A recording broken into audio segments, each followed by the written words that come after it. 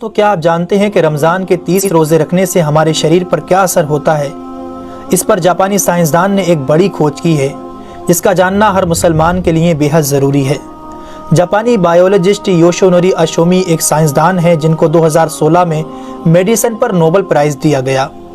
ان سے جب پوچھا گیا کہ آپ نے کون سی ایسی چیز بنائی ہے جس کی بنا پر آپ کو دنیا کا سب سے بڑا انعام نوبل پرائز دیا جا رہا ہے، تو انہوں نے کہا تھا کہ میں نے کینسر کی ممکنہ دوا کھوج لی ہے، اور اس بات پر دنیا نے بڑے پر انداز میں ان کی کاوش کو سراہا اور مبارکباد دی گئی۔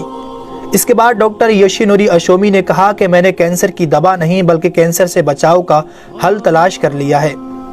تو لوگوں نے ان سے پوچھا کہ بتائیے ایسا کیا جائے کہ کینسر جیسے خطرناک مرض سے بچا جا سکے؟ تو انہوں نے کہا کہ جب ہم بھوکا رہتے ہیں تو ہماری باڈی میں موجود غذائیت ختم ہونے لگتی ہے، جس کی وجہ سے جسم بھوک محسوس کرتا ہے۔ اگر اس بھوک کے دوران جسم تک کھانا نہ پہنچے تو ہمارا جسم بھوک کی شدت کی وجہ سے اپنے اندر موجود ان زہریلے سیلز کو کھانا شروع کر دیتا ہے جو کینسر کا سبب بنتے ہیں۔ اس عمل کو میڈیکل کی لینگویج میں آٹوفیگی کہا جاتا ہے۔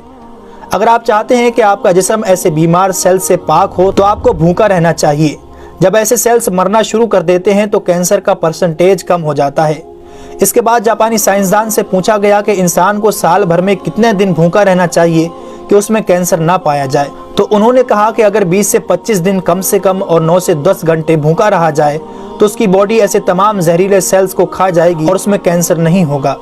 اے میرے پیارے رب کریم، آج ہمیں سمجھ آیا کہ مومن پر روزے کیوں فرض کیے گئے، اور آج مجھے اس احادیث پاک کی بھی سمجھ آ گئی جس میں آپ صلی اللہ علیہ وسلم نے فرمایا کہ ہر شے کی زکوٰۃ ہے اور جسم کی زکوٰۃ روزہ ہے۔ سبحان اللہ! میں قربان جاؤں ایسے سچے دین پر جس نے عبادت کے اندر بھی بیماریوں کا علاج رکھا ہے۔ دوستو، اسلام وہ دین فطرت ہے جو زندگی کے ہر شعبے میں راہ اعتدال کی تعلیم دیتا ہے۔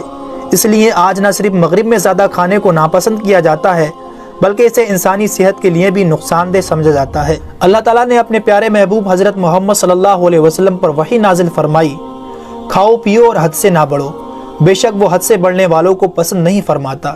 اس کے علاوہ حضرت ابو ہریرہ رضی اللہ تعالیٰ عنہ سے روایت ہے کہ رسول اکرم صلی اللہ علیہ وسلم نے ارشاد فرمایا، کھاؤ پیو اور پہنو اور خیرات کرو بغیر فضول خرچی اور تکبر کیے۔ دوستو، انسان کو کھانے کی صرف تھوڑی سی مقدار کی ضرورت ہے جو انسانی جسم میں توانائی پیدا کر سکے، جتنی توانائی انسانی زندگی کے لیے ضروری ہے، اور جس سے اس کی صحت اچھی رہے اور وہ اپنی روزمرہ کی ذمہ داریاں پوری کر سکے۔ انسانی جسم کو جتنا کھانے کی ضرورت ہے اس سے زیادہ جسم میں داخل ہونے والا کھانا چربی بن جاتا ہے، جس کی وجہ سے انسان کا جسم بڑھ جاتا ہے، اس کی رفتار سست ہو جاتی ہے اور وہ بہت زیادہ تھکن محسوس کرنے لگتا ہے۔ اس کے علاوہ انسانی جسم بہت سے امراض